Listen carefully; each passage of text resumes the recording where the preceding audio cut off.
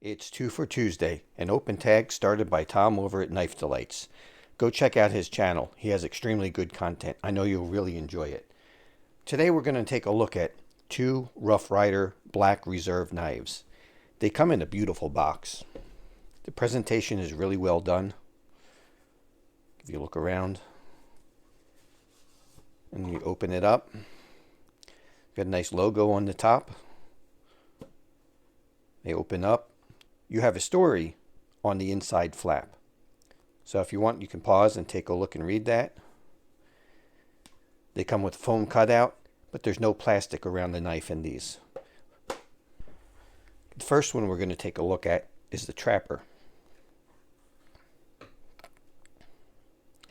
These are labeled as Paco wood, which you don't see any wood grain. You may see a slight amount. I don't think you'll pick it up through the camera, but I can see a slight amount of grain on the edges.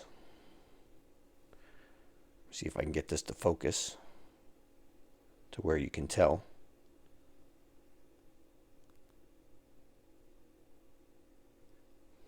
But if you take a look at these springs, there's no gaps in these knives.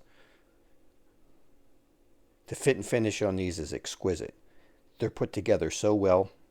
Give you a look at the blade centering. It's dead on.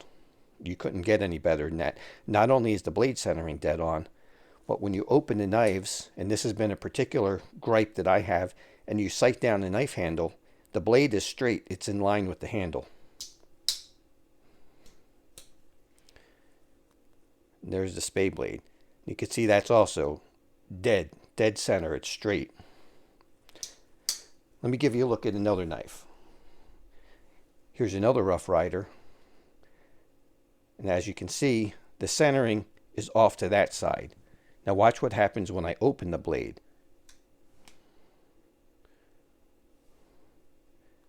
When you look at this one, the blade is going that way in relation to the handle. It's way off center. But yet when it's closed, the centering is off this way.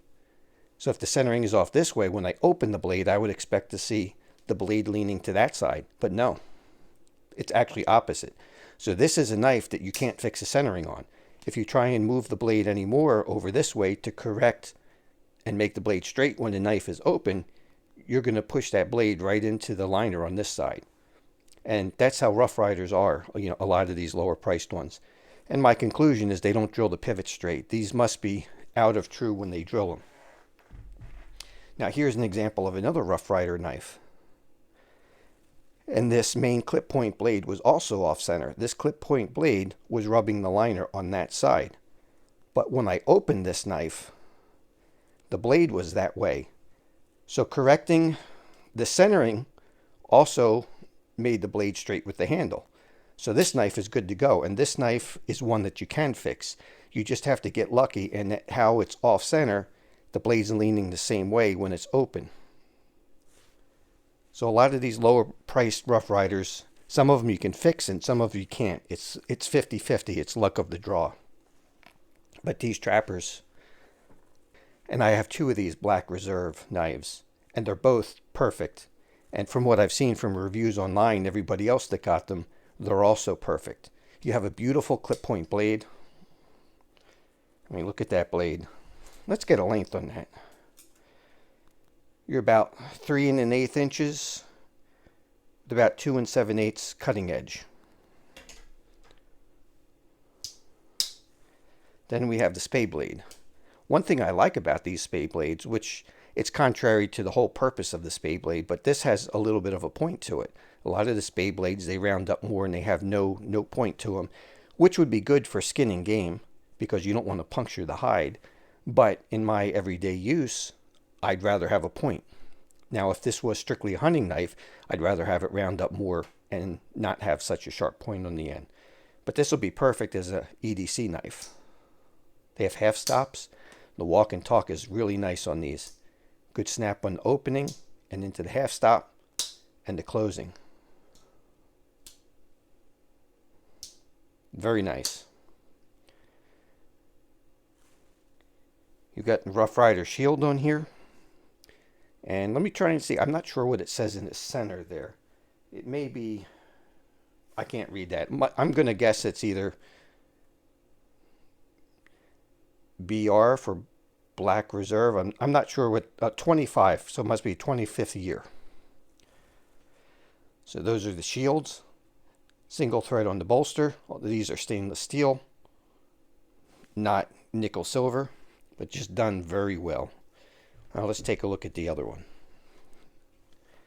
This is a Copperhead, so this one is a lockback. Same thing, let's take a look at the centering.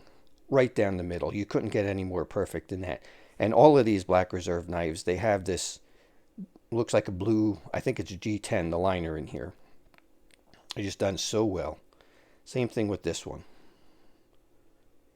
Even though it's a lockback, you don't see any gaps on the spring. A lot of times you'll see gaps up in here on these lockbacks, and that's to be expected because of the mechanism and how that moves. This even has a half stop. It's a weak half stop, but it's a lockback. You don't expect that to be on a lockback. You get a beautiful clip point blade on this. Let's get a measurement on these. 3 1/16 overall.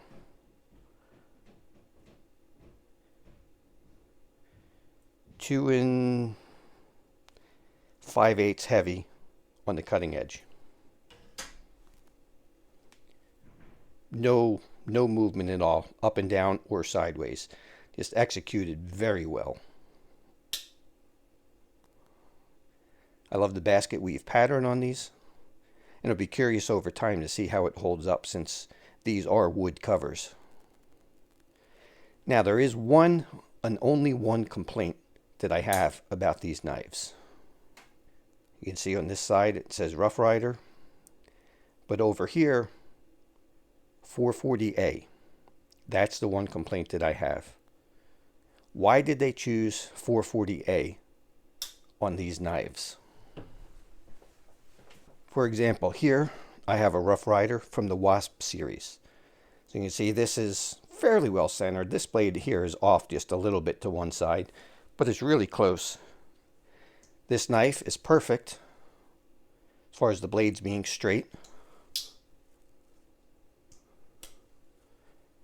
So this is one of the really good ones from Rough Ryder. But what's different about these blades, even though they don't put anything on the blade indicating the steel, these are VG10, and these are only about $15 knives. These also have a liner. They have a black liner on the inside of the cover. So these have a lot of the same things done to them as the Black Reserve, but yet these come in at about $15. So if they can give us VG10 on the $15 knife, wouldn't it be really nice to see an upgraded steel like VG10 instead of 440A on a knife that's built as finely as these? I don't know why they didn't do that. So that's my one complaint about these. Are these made more for collectors than users? But that would make this series perfect. Upgrade the steel from 440A to VG10. And these would be really, really good EDC knives. I mean, they are as is, but they would be even better with VG10. VG10 holds an edge quite a bit better than 440A, and contrary to logic, it's also easier to sharpen. Sharpens up quicker on the same stones.